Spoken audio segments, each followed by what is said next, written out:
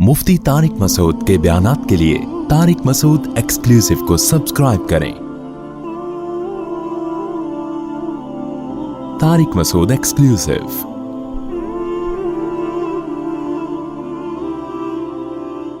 जितनी मोटी दीवारें और जितने बड़े बड़े घर हैं, इतनी बड़ी जिंदगी नहीं है। खत्म, थोड़े दिन की कहानी है। थोड़े दिन के लिए यार इतनी टेंशन लेना, ये कोई फजूल किस्म की बात है। मुसाफिर खाना खत्म, मरेगा थोड़े दिन में मर जाए। तो मौत को इतनी टेंशन भी ना लिया करो।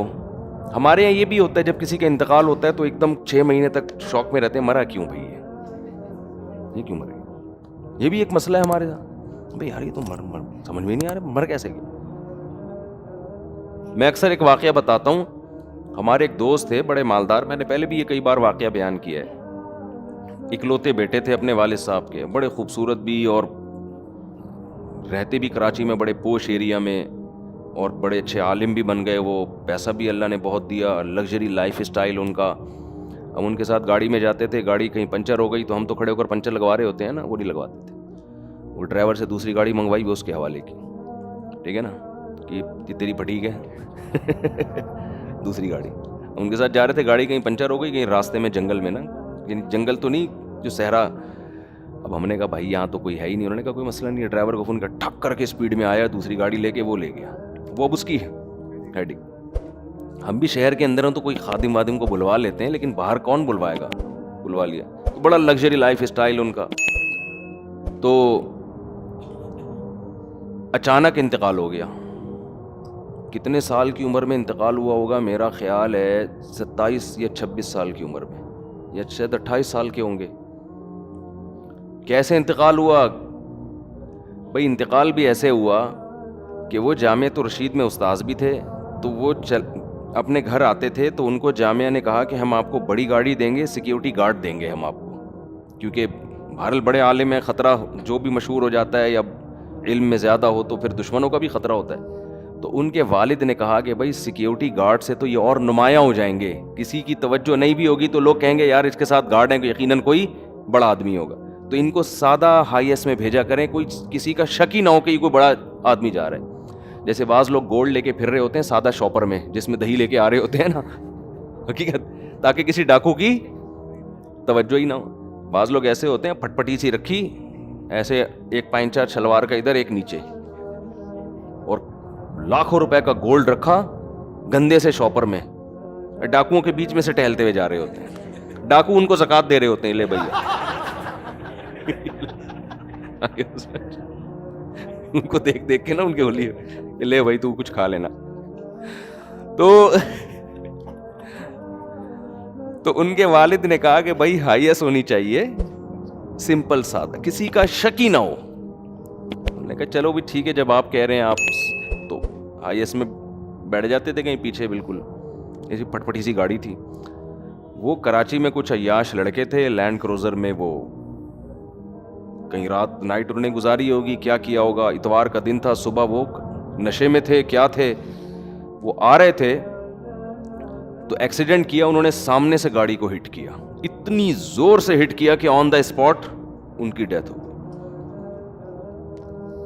तो अब देखो अजीब, यानी इतना एक सेहतमंद आदमी और इतने 1000 गज के बंगले में रहने वाला, और इतना दीन भी दुनिया भी, दोनों चीजें जमा हो जाएं तो ये तो बड़ी नेमत है ना।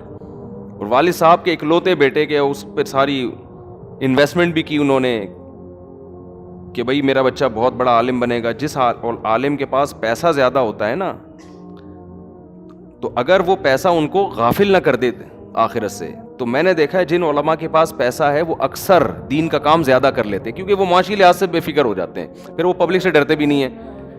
बेचारा मस्जिद के इमाम को तो ये डर होता है मुझे निकाल दिया तो मैं, ये भी हकीकत है ना, वो वाकई कहाँ जाएगा वो, उनको तो ये डर होता है। वो बेचारे बहुत सी बातें कमेटी के डर से खुल के कर नहीं सकते कि यार मैंने देखा है बेचारे इमामों को रोते हुए, मस्जिद कमेटी ने निकाल दिया। वो ये जो हमारे वफाकुल मदारिस की सनद है, इसकी तो ना इसकी बेस पे कहीं वीज़ा मिलता है उसको, ना कोई चपड़ासी भी नहीं लग सकता बेचारा। तो जिन उलमा के पास दौलत ज़्यादा होती है, बशर्ते कि दुनिया की मोहब्बत ना आए उस दौलत के साथ, तो आम तौर पे कायदा कुल्लिया नहीं है, आम तौर पे देखा है कि वो दीन का काम زیادہ وہ بے فکری سے کرتے ہیں، معاش سے بے فکر ہو گئے. تو یہ بھی ان میں تھا کہ پیسہ بھی تھا تو معاش سے بالکل بے فکر. تو وہ زیادہ کام کر رہے ہیں، مدرسے سے تنخواہ بھی نہیں لیتے تھے بلکہ الٹا دے رہے ہوتے تھے. تو جب ان کی موت کی خبر مجھے ملی نا، میں تو شوق میں آ گیا. میں نے کہا یار یہ کیسے ہو گیا؟ اب ظاہر ہے ہم تو مسلمان ہیں، ہم سوچتے ہیں اللہ کے ہر کام میں حکمت ہے، مصلحت ہے. میں بہت سوچتا رہا اللہ اس میں کیا مصلحت ہے. اب تو ان کے کام کرنے کا ٹائم شروع ہوا تھا، ان کے والد نے اتنا ان کو علم سکھایا. اب ظاہر ہے دین سے فارغ ہوئے تھے، جامعہ میں ٹیچر بنے. اب آج اگر وہ زندہ ہوتے تو وہ بہت آگے جا چکے ہوتے، بہت آگے جا چکے ہوتے. یہ ملک کے بڑے بڑے علاموں میں ان کا شاید شمار ہوتا، کیونکہ بہت بچپن سے ہی صحیح لائن پہ لگ گئے نا. ٹائم ویسٹ نہیں کرتے تھے. ہم نے نہیں کبھی دیکھا فالتو بیٹھے ہوئے ان کو. جب بھی بیٹھیں گے کوئی کام، حتیٰ کہ دوستوں کی محفل بھی ہے نا تو گپ شپ کے دوران بھی پھر وہ اپنا کام بھی نمٹاتے رہتے تھے بیٹھ کے. ٹائم ویسٹ نہیں. جب ان کی ڈیتھ ہوئی ہے تو اس وقت بھی وہ ایک دعا کی کتاب ہے وہ اپنا معمول ایک پورا کر رہے تھے. میں اتنا پریشان ہوا، میں نے کہا یار یہ اس میں اللہ کی کیا مصلحت ہے؟ بچے چھوٹے چھوٹے یتیم ہو گئے ان کے. تو میرے ذہن میں ایک جواب آیا. میں نے کہا اس میں یہ اللہ نے بتایا کہ کوئی بھی کسی بھی ٹائم مر سکتا ہے بھائی. ٹھیک ہے نا؟ جب اللہ نے کسی کو مارنا ہوگا تو ہم سے پوچھ کے نہیں مارے گا کہ بتاؤ مناسب ہے یا نہیں ہے. تو میں نے کہا اتنا قیمتی آدمی جو ہر لحاظ سے کامل، اور اس کی ضرورت ہم سے بھی زیادہ تھی زندہ رہنے کی. ہم تو وہ اس لیول کے نہیں تھے. ہم کہا یار ان کو زیادہ زندہ رہنے کی ضرورت ہے. اللہ نے جب وہ ایک دم سے، اور ان کے تو بچنے کے اسباب کے لیے ہم نے ہائی ایس کا انتظام کیا تھا نا کہ تاکہ کوئی ٹارگٹ کلر ان کو نشانہ نہ بنائے. وہ ہائی ایس ہی ان کی موت کا سبب بنی، کیونکہ اگر وہ کوئی مضبوط گاڑی ہوتی تو شاید بھائی ریوو یا ویگو ٹائپ کی کوئی گاڑی ہوتی تو آگے اس کا بونٹ اتنا بڑا ہوتا ہے کہ اس میں حادثے کا امکان کم ہوتا ہے. اور ہائی ایس کو اگر لینڈ کروزر یا ریوو یا ویگو جیسی گاڑی ہٹ کرے گی وہ تو کچومڑ بن جائے گی نا 2 منٹ میں. تو وہی گاڑی جو ان کی زندگی کا ذریعہ سمجھ کے ان کو دی گئی تھی، وہی گاڑی ان کی موت کا سبب بن گئی. تو ہم نے بھی اتنی موتیں دیکھی، آپ نے بھی دیکھی ہوں گی. بھائی کوئی بھی کسی بھی ٹائم پہ اس دنیا سے جا سکتا ہے. تو شکر ادا کرو. آپ کتنا صحت کا خیال کر لو. گورے کو جو ہم کہتے ہیں نا ان کی عمریں لمبی ہو گئی ہیں، واقعی ایسا ہے، صحت کا بہت خیال کرتے ہیں. لیکن حادثاتی موت ان کے یہاں بھی بہت ہوتی ہے. میرے تو ڈاکٹروں سے بھی رابطے ہیں نا، یورپ میں کچھ جاننے والے ڈاکٹر ہیں، وہ بتاتے ہیں کہ ہم خود پریشان ہوتے ہیں بھائی اس کو ہوا کیا ہے. یعنی ایک آدمی کینسر سے بچنے کے تمام اسباب اختیار کرتا ہے، انتہائی خطرناک قسم کے کینسر میں موت ہوتی ہے اس کی. میں نے کینسر اسپیشلسٹ سے پوچھا، میں نے کہا بھائی جب کینسر سے بچنے کے تمام اسباب ایک آدمی اختیار کر رہا ہے، نہ وہ سگریٹ پی رہا ہے، نہ وہ کچھ اور کر رہا ہے کوئی ایسا کام جو کینسر کا ذریعہ ہے، پھر کیسے ہو گیا؟ انہوں نے کہا کچھ پتہ نہیں ہوتا، ہوا سے کوئی جرثومہ اٹھ کے اندر چلا جائے. کب تک کیسے بچے گا آدمی؟ کورونا میں دیکھ لیں کتنے لوگوں نے اپنے آپ کو آئسولیٹ کیا، اتنا بچایا نا کہ، لیکن کورونا پتہ نہیں کہاں سے اڑ کے ان کی ناک میں پہنچا اور مار دیا ان کو، مر بھی گئے. وہ احتیاط تو کرنی ہے، بے احتیاطی تو شریعت میں جائز نہیں ہے، لیکن ہوگا وہی جو کون چاہے گا؟ اللہ چاہے گا. ہمارے جسم پہ ہماری حکومت نہیں ہے. تو انہوں نے بیان میں فرمایا کہ کینسر ہوا، اتنا خطرناک، ہڈیوں کا ڈھانچہ بن گیا وہ آدمی، اس کو یقین ہو گیا کہ میں دنیا سے جانے والا ہوں، کوئی کچھ نہیں کر سکتا. سب کو بلا کے معافی مانگی، توبہ کی، اور اللہ نے اچھی موت دی. تبھی تو علماء یہ کہتے ہیں، اور یہ حدیث سے استدلال کیا ہے کہ وہ نعمت جو آپ کو اللہ سے دور کر دے وہ نعمت نہیں بلکہ عذاب ہے، اور وہ مصیبت جو آپ کو اللہ کے قریب کر دے وہ مصیبت نہیں بلکہ نعمت ہے. اب دیکھو مرنا تو سب نہیں ہے، وہ اگر اسی خوشحالی والی زندگی میں مر جاتے، مرتد ہو کے مرتے جو ان کے حالات چل رہے تھے، ٹینشن میں مرے تو توبہ کی اللہ نے توفیق دے دی. ہمارے ایک دوست نے واقعہ بتایا، یہ بڑا اوتھینٹک واقعہ ہے، کہ ایک کرسچن تھا، عیسائی تھا. اس کی جب موت کا وقت آیا نا، ادھر ہی کراچی کا بڑا تاجر تھا وہ، اس کی موت کا وقت آیا، ایمان نہیں ہے نا، تو اب دیکھو پریشانی میں بھی اس کو صحیح گائیڈنس نہیں مل رہی ہے کہ مجھے کیا کرنا ہے. موت کا وقت آیا، جب ڈاکٹروں نے موت کا وقت کا مطلب ڈاکٹروں نے بتا دیا کہ آپ اب زیادہ عرصہ زندہ نہیں رہو گے. تو اس نے کیا کیا، اپنی زندگی میں اپنے دوست جو تاجر تھے نا ان کو جمع کیا، اور ان کو یہ کہا کہ میرے لیے نا بہت بڑا لگژری قسم کا بنگلہ خریدو ڈیفینس میں, سمجھ رہے؟ میں چاہتا ہوں کہ میری موت اس بنگلے میں ہو, میرا جنازہ وہاں سے اٹھے. کیوں بھائی؟ اب خیریت, دنیا کی محبت کی آپ کو مثال دے رہا ہوں کہ کہاں تک انسان کو لے کے جاتی ہے. ہم تو کہہ رہے ہیں زندہ بھی ہو تو بنگلوں میں دل نہ لگاؤ, کل مر سکتے ہیں, آج مر سکتے ہیں, اور نہیں بھی مرے تو 20-30 سال کا ٹھک ٹھک کر کے تو ٹائم گزرتا ہے بھائی, اتنا ٹائم تھوڑی ہے اس میں. تو وہ کہنے لگا کہ وہ جو عیسائی تھا کہنے لگا کہ میرے ساتھ کے ٹکے ٹکے کے تاجر انہوں نے بنگلے بنا لیے, تو میں ان کو دکھانے کے لیے کہ میں تم سے کم نہیں ہوں, ایسا میری پوری جو جائیداد ہے نا اسے بیچ کے اتنا بڑا بنگلہ ہونا چاہیے, ایسا لگژری ہونا چاہیے کہ میرا جنازہ اٹھے تو یہ دو ٹکے ٹکے, اس کے الفاظ ہیں یہ, ٹکے ٹکے کے تاجر جو ہے نا, جو میرے سے بہت پیچھے اور بڑے بڑے بنگلوں میں فخر کر رہے ہیں, تو میں چاہتا ہوں میری جنازہ اٹھے ایسے بنگلے سے. چونکہ ایمان نہیں ہے, گائیڈنس نہیں ہے, اس کو پتا نہیں ہے کہ صحیح کیا ہے اور غلط کیا. او بھائی تو جو اپنے تاجروں کو نیچا دکھا کے تجھے ملے گا کیا؟ مر گئے تو مرنے کے بعد تو کوئی آپ کی تعریف کرے یا کوئی آپ کی برائی کرے, آپ کی صحت پہ کیا اثر پڑے گا؟ تو شکر ادا کرو اللہ نے ہمیں اسلام دیا ہے. ٹینشن آتی ہے تو ہمیں پتہ تو چلتا ہے کس سے جا کے فریاد کرنی ہے, کس کو ہم نے منانا ہے. یہ مصیبت دینے والا کون ہے, مصیبت ہم سے دور کرنے والا کون ہے؟ جس نے مصیبت دی ہے اس نے بتایا کہ اس میں بھی تمہارا فائدہ ہے. یہ اللہ کی بہت بڑی نعمت ہے. دیکھو جتنی بدحالی کا شکار دنیا میں مسلمان ہے نا, اتنا بدحال دنیا میں کوئی نہیں ہے. لیکن ڈپریشن کے مریض سب سے کم آپ کو مسلمانوں میں نظر آئیں گے, سب سے کم. وجہ کیا ہے بھائی؟ اللہ ہے, اللہ ہے, کوئی دیکھ رہا ہے, کوئی خود بخود نہیں ہو رہا سب کچھ. تو جو مذہب سے جتنا قریب ہوگا نا ٹینشن سے اتنا دور ہوگا وہ. تو دنیا سے دل لگانا, دنیا میں بتاتا ہوں کہ دنیا میں سب سے پہلے جس چیز سے انسان کا دل چپکتا ہے وہ کیا ہے؟ پراپرٹی ہے.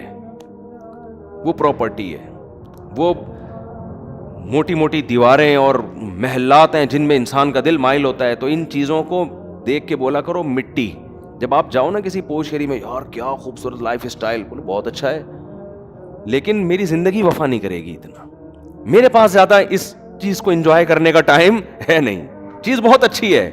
شوگر کے مریض کے سامنے آپ بہت خوبصورت حلوہ بنا کے رکھ دو, چمک پٹیاں لگا دو اس حلوے میں, رسگلے رکھ دو اس پہ چمک پٹیاں لگا کے, بہت خوبصورت رسگلے.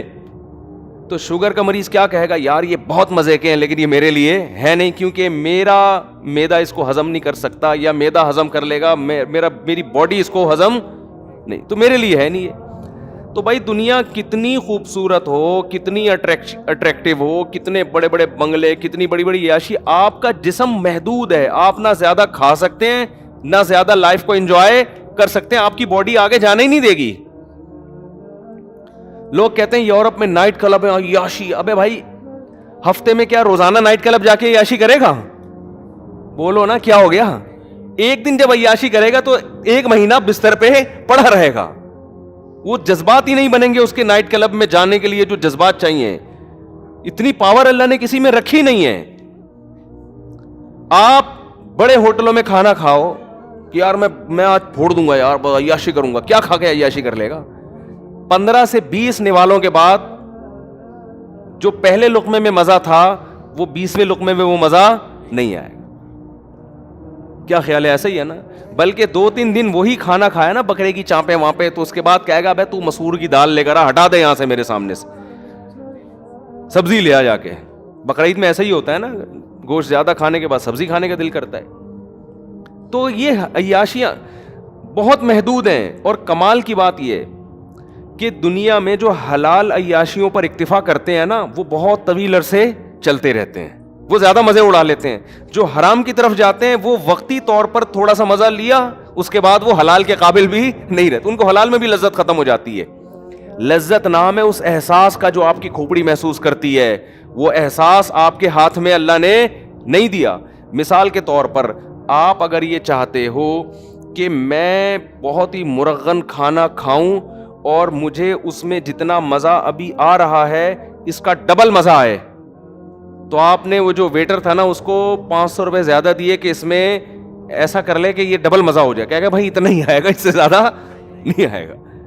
کتنا ہی مزے کا کھانا ہو, آپ اپنے دماغ کی حص تھوڑی بڑھا سکتے ہو. سمجھ میں آ رہی ہے بات کہ نہیں آ رہی؟ وہ تھوڑی بڑھے گی.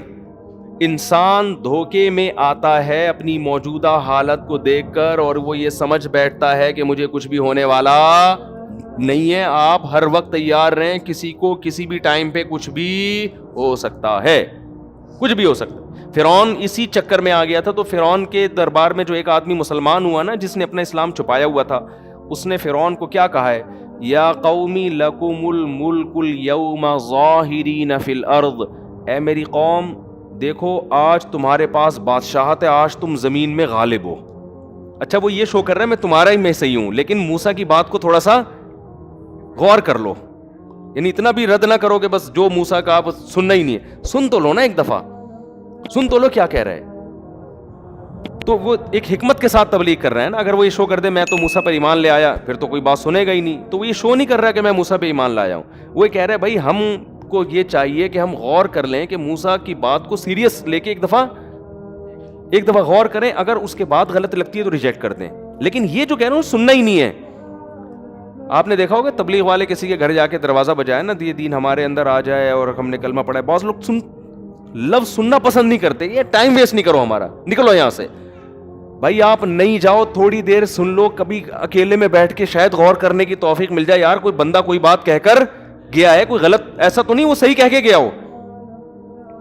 جو آدمی سننا برداشت نہیں کرتا نا, اللہ اس کو کبھی ہدایت نہیں دیتے. جو اپنے بارے میں یہ فرض کر لینا کہ میں بالکل صحیح ہوں, مجھے کوئی سمجھائے نہیں, مجھے کوئی نصیحت ہی نہیں چاہیے, سمجھ لو اس کی تباہی یہاں سے شروع ہو گئی. اور جو آدمی اپنے کان کھلے رکھتا ہے, یار کوئی بات میرے فائدے کی اگر بتاؤ تو میں سنتا ہوں, ٹھیک ہے میری سمجھ میں نہیں آئی تو میں اس کو مسرت کر دوں گا. تو یہ وہ لوگ ہوتے ہیں جن میں تکبر نہیں ہوتا. بعض خطیب ہوتے ہیں, آپ ان کو جا کے بتانا چاہو نا سر آپ نے بیان میں نا مجھے, تم کون ہوتے مجھے سمجھانے والے, بس سمجھ لو اب یہ غلطیاں کرنا شروع کرے گا, اب یہ پھینکتا رہے گا اور یہ برباد ہو جائے گا. تو جس آدمی نے اپنا لچک رکھی ہوتی ہے کہ بھائی میرے میں کوئی غلطی ہو تو بتا دو, تو ٹھیک ہے وہ غلطی نہ مانے لیکن سن لے, غور کر لے. تو فرعون کو, حامان کو دنیا کی ظاہری حالت دیکھ کر یہ خیال گزرا کہ ہم ہمیشہ اسی طرح رہیں گے. جوان آدمی یہ سمجھتا ہے میں ہمیشہ اسی طرح رہوں گا, خوبصورت یہ سمجھتا ہے میں ہمیشہ ایسے ہی رہوں گا, دولت مند سمجھتا ہے میں ہمیشہ ایسے ہی رہوں گا. بھائی یہ تھوڑے دن میں ٹائم ختم. اور جب آپ کا ٹائم آئے گا نا, پڑے ہوئے ہوگے بستر پہ اور قسم پرسی کی زندگی گزار رہے ہوگے, تو آپ کو اور مجھے عبرت ہوگی, لیکن ہمیں دیکھ کے دوسرے کو پھر بھی عبرت نہیں ہوگی. سمجھ رہے ہیں؟ ہمیں تو عبرت ہو جائے گی یار ہم کیا کرتے رہے ہیں, ٹھیک ہے نا, جہاں تو کہیں اور رہے ہیں, تیاری ہم نے کہیں اور کے لیے کی. نظر سوئے دنیا, قدم سوئے مرقد, کہاں جا رہا ہے کدھر دیکھتا ہے. قدم ہے قبرستان کی طرف, دل لگا رہا ہے بحریہ ٹاؤن کے پلاٹوں میں. ابے بحریہ کے قبرستان میں ہی دل لگا لے تو, کیوں وہ تو یقینی ہے نا, بحریہ ٹاؤن جو بھی جائے گا بالآخر وہاں کے قبرستان میں تو جائے گا, تو وہاں کا کی طرف توجہ ہی نہیں ہے. تو شاعر نے کہا ہے, مرقد کہتے ہیں قبر کو, نظر سوئے دنیا قدم سوئے مرقد. تیری نظر دنیا کی طرف ہے, چل کے کہاں جا رہا ہے قبر کی طرف, کہاں جا رہا ہے کدھر دیکھ رہا ہے. ایک آدمی کے سامنے گٹر کا ڈھکن کھلا ہوا ہو اور وہ پیچھے دیکھ کے جا رہا ہو, تو اگلا کہے گا بھائی جدھر کو جا رہا ہے دیکھ بھی تو ادھر ہی کو نا, یا تو ادھر ہی جانا شروع کر دے جہاں کو تو جا رہا ہے. دیکھ پیچھے رہا ہے بلڈنگوں کی طرف نا, خوبصورت بلڈنگ ہے یار زبردست, اور ادھر کو چلتا ہوا جا رہا ہے, آگے گٹر کھلا ہوا ہے. کہہ رہے یار, لوگ کہہ رہے ہیں گٹر دیکھ, کہہ رہے ہیں گٹر وٹر یہ مولوی دکیانوس قسم کے لوگوں کی باتیں, آگے گٹر کھلا ہوا ہے, ڈھکن کھلا ہوا ہے, ادھر گرے گا, یہ پرانے. دیکھ کیا لگژری اسٹائل ہے بحریہ ٹاؤن کا یار, وہ دیکھ کیا خوبصورت بلڈنگ, ابے وہ دیکھ یار گاڑی دیکھ, وہ دیکھ بنگلہ دیکھ. تو بھائی تو پھر جا بھی ادھر ہی کو, اپنا رخ چینج کر لے. جب وہ رخ چینج کرنا آپ کے بس میں نہیں ہے, تو جدھر جا رہے ہو نا, جب بھی کوئی کہے نا وہ پیچھے مڑ کے دیکھ بحریہ ٹاؤن, بولے آگے گٹر ہے, اتنا دیکھ کہ آگے وہ افورڈ کر سکے. تو جب بھی آئے نا کہ یار یہ بنگلے یہ گاڑیاں, ابے آگے قبر ہے, ٹھیک ہے نا, جا کہاں رہا ہوں. کوئی 40 سال کا ہو گیا, 50 سال کا, 15 سال رہ گئے, 10 سال رہ گئے, اور یہ بھی نہیں پتا ہے. گٹر میں تو پتا ہوتا ہے 3 فٹ کے بعد جا کے گروں گا, حقیقت ہے, تھوڑا احتیاط کرتا ہے, چلو جب قریب پہنچیں گے تو دیکھ لیں گے, لیکن وہاں تو پہلے سے ہی دیکھ رہا ہوتا ہے. تو قبر کا بھائی کچھ نہیں پتا کہ 10 سال لگیں گے, 20 سال لگیں گے, 15 سال لگیں گے, یا کل انا للہ ہو جائے, کچھ پتا. ابھی آج جنازہ آیا دولہا کا, ولیمہ تھا, ایک رات زوجہ کے ساتھ گزاری, ولیمہ جس دن تھا ہارٹ اٹیک سے انتقال ہو گیا. تو کتنا یہ ہوتا ہے. اور یہ تو پھر بھی ایک رات گزاری. میں ایسے دولہا کو جانتا ہوں, ہمارے جاننے والے تھے, دولہا بیوٹی پارلر جا رہا تھا, جس دن نکاح تھا نا اس کا, بارات بیٹھی ہوئی ہے شادی میں, اور وہ بیوٹی پارلر جا رہا ہے بائک پہ اپنے دوست کے ساتھ, کسی کراچی میں یہ پیٹرول پمپ کے قریب نا, یہ جو نازم آباد پیٹرول پمپ نہیں ہے, یہاں کیا ہوا ہے کہ ایک بائک سلپ ہوئی ہے, پیچھے مزدہ والا سر کچل کے چلا گیا. کیا گزری ہوگی والدین پر, یار ہمارا بیٹا جس کی شادی ہو رہی ہے, دولہا بنا ہوا ہے, دلہن پہ کیا گزری ہوگی, وہ اس کی پچکا ہوا سر آ رہا ہے. تو یہ سب اللہ بچائے ہم سب کو عافیت میں رہا, اللہ سے عافیت مانگنی چاہیے. لیکن یہ سب دنیا میں ہو رہا ہے, اس لیے دل لگانے کا کوئی آپشن ہے ہی نہیں ہمارے پاس. کام سارے کرو, دل نہ لگاؤ. اسلام آپ کو کام سے منع تھوڑی کرتا ہے.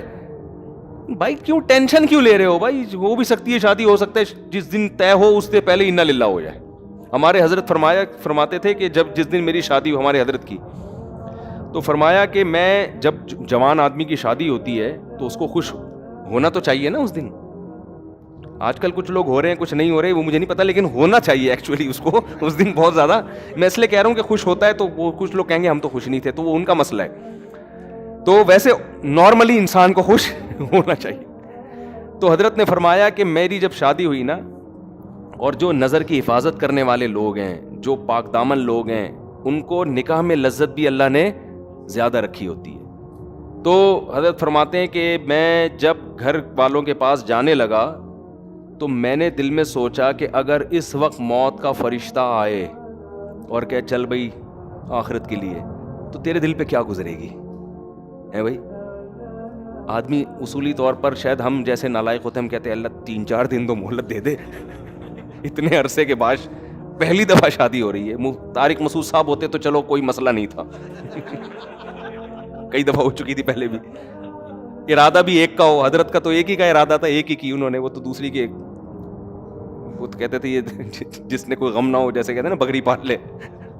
تو کیا حالت ہوگی. اور پاک دامن, اور ہمارے حضرت کی صحت بھی بڑی زبردست تھی. میرے شیخ حضرت مفتی رشید احمد صاحب رحمہ اللہ تعالیٰ لدھیانہ کے, پنجاب کے تھے, سب سنوبر کے تنے جیسا ان کا قد تھا ماشاءاللہ, بہت زبردست صحت حضرت کے. جب بھی کئی واقعات ہیں حضرت کے, جب بھی تو نہیں کہہ سکتا, واقعات ہیں. انوار الرشید میں جو ان کی کتاب ہے اس میں لکھے ہوئے ہیں کہ کلائیاں توڑی ہیں پھڈوں کے دوران, ٹھیک ہے نا, پہلوانوں کی کلائیاں توڑی ہیں, تھے دبلے پتلے. تو لیکن جب ان کی لڑائیاں ہوئی ہیں نا پھڈوں کے دوران, پہلوان کی کلائیاں توڑی ہیں, 2-3 پہلوانوں کی, کسی کی کلائی توڑ دی, کسی کا سیٹنگ آؤٹ ہو گئی, بھاگ گئے وہ. تو بہت زبردست فائٹ کرنا جانتے تھے, بڑی خاندانی صحت رکھی ہوئی تھی. تو صحت مند آدمی وہ تو ظاہر ہے اور زیادہ اس کو نکاح میں رغبت ہوتی ہے. تو حضرت فرماتے ہیں میں نے اپنا محاسبہ کیا. وہ ہر وقت نا اپنے آپ کو چیک کرتے تھے یہ بڑے لوگ کہ ہم آخرت سے غافل تو نہیں ہو رہے کہیں, یعنی ہر وقت چیک. دنیا میں دنیا کی نعمتیں تو ساری رکھنی ہیں, لیکن آخرت کو ہمیشہ دنیا پہ ترجیح. بھائی تیار ہر وقت موت کے لیے. تو میں اور آپ ہوتے ہم کہتے ہیں اللہ 6 مہینے کی مہلت دے دے, 10 مہینے کی مہلت دے دے. ہمارے تو آگے بھی بڑے پلان ہیں نا, یا اللہ ابھی تو میری شادی ہوئی ہے, ابھی تو میں مفتی صاحب کے بیان سننا میں نے شروع کیے ہیں, ابھی تو بیگم کا ذہن بنانا ہے دوسری کے لیے, پھر تیسری کے لیے, پھر چوتھی کے لیے, پھر جب 4 ہو جائیں گے پھر بچے ہوں گے, پھر بیٹیاں ہوں گی, پھر بیٹیاں بڑی ہوں گی, پھر بیٹیوں کی شادیاں ہوں گی, پھر بیٹے اسٹیبل ہو جائیں گے, پھر میں ان کے لیے پراپرٹی بنانے کی سوچوں گا, پھر میں ان کے لیے اتنے مکان بناؤں گا, پھر میں مکان بنا کے پھر جب سب کو نام کر کے پراپرٹی تقسیم کر کے پھر میں آخر میں حج پہ جاؤں گا. پھر میں حج سے آنے کے بعد قضائے عمری بھی میں نے کرنی ہے. 40 سال سے میں نے ایک نماز بھی نہیں پڑھی ہے. وہ قضائے عمری میری کمپلیٹ ہو جائے. اس کے کمپلیٹ ہونے کے بعد بھی سوچ رہا ہوتا ہے ابھی مرنا مناسب رہے گا کہ نہیں رہے گا. وہ 2-3 کوئی چیزیں رہ تو نہیں گئی ہیں, ابھی بھی سوچ رہا ہوتا ہے کہ ابھی مناسب ہے کہ نہیں. تو بچے بھی ہو گئے, بچوں کی شادیاں بھی ہو گئیں, سارے کام دھندوں سے فارغ ہو کر پھر 4 مہینے بھی تبلیغ میں بہت عرصے سے سوچا. جو نیک لوگوں کی بات کر رہا ہوں, جو برے لوگ ہیں وہ تو کہتے ہیں سوال ہی پیدا نہیں ہوتا کہ میں دنیا سے جاؤں, یہ تو ہو ہی نہیں سکتا. جو نیک ہے پرہیزگار ہیں ان کی بات. پھر آخر میں یار ہم 4 مہینے بھی تبلیغ میں ہم نے کب سے سوچا ہوا تھا, جب سب کاموں سے فارغ ہوں گے تو حج کیا, پھر 4 مہینے کے لیے تبلیغ میں جا کے فارغ ہو کر آئے. پھر اے اللہ, پھر اگر فرشتہ آ جائے تو مجھے شاید کوئی اعتراض نہ ہو. یہ بہت نیک آدمی کی بات کر رہا ہوں, تھوڑا سا بھی ہوگا کہہ کے پھر بھی نہیں, صحیح ہے نا, پھر بھی نہیں. تو ہم میں سے ہر شخص نے یہی پلان کیا ہوا ہے, 4 کا شاید نہیں کیا ہوا, لیکن ایک میں ہی کہ بچے ہوں گے, پھر بیٹیوں کی شادی ہو جائیں گی, پھر حالانکہ بچے بھی ایک آدھ ہو رہے ہیں, کیا پلان کرنا ہے یار ان 2 بچوں کے لیے, تو نے چھوڑ دے ان کو یار, چھوڑ دے ان کو, خود ہی پل جائیں گے. پلان کرنے کے لیے بچے تو ہوں یار, مزہ تو آئے یار. 25-30 بچے ہیں, آدمی پلاننگ کر رہا ہے یار, یہ والا کوئی تبلیغ میں بھیج دو, اس کو انجینئر بنا دو, اس کو آرمی میں بھیج دو, مزہ بھی آتا ہے پلان کرتے ہوئے.